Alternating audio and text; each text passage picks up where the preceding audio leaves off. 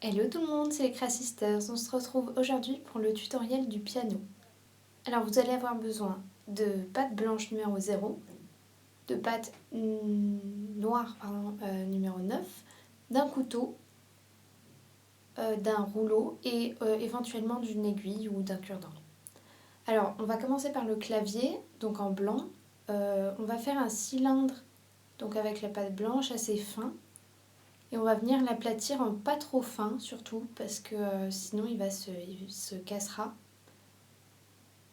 Et donc il faut que la taille du clavier soit à peu près proportionnelle en largeur et en longueur. Donc vous le faites de la taille que vous voulez selon si vous faites une bague ou un collier ou quoi.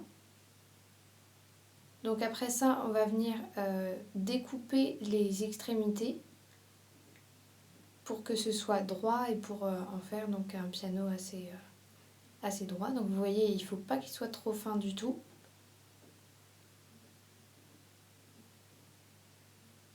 Et ensuite, on va venir prendre un petit peu de pâte noire.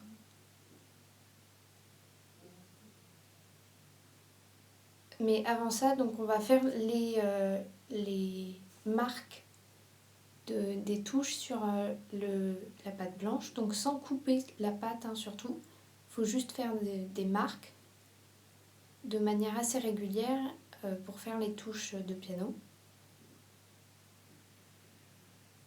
Donc là je le fais avec un couteau, mais après je suis venue repasser avec une aiguille.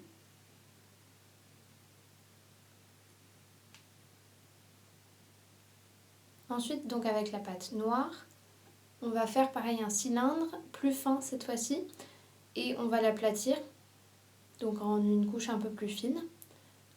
On va découper les extrémités et ensuite couper des petits rectangles de pâte pour faire les touches noires.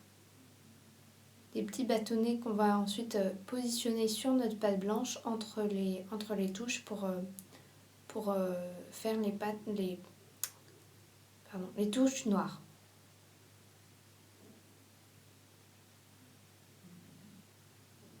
Donc on va venir les positionner donc comme sur un vrai piano. Donc on en met 2, on laisse un espace et on en met 3 autres. Alors il faut bien les souder avec la pâte blanche, mais sans trop les aplatir. Il faut qu'elles ressortent un petit peu pour donner le côté réaliste.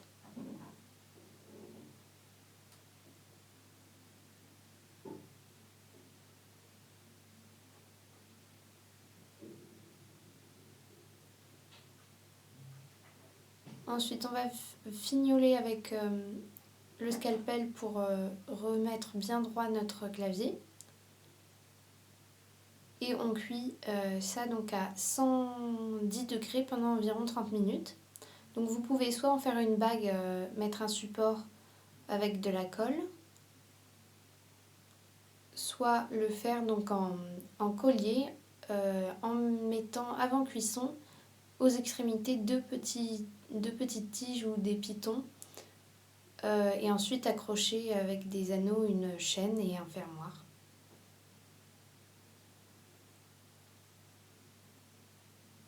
Voilà, ce tutoriel est terminé, on espère qu'il vous aura plu et on se retrouve une prochaine fois pour un nouveau tuto. Bye tout le monde!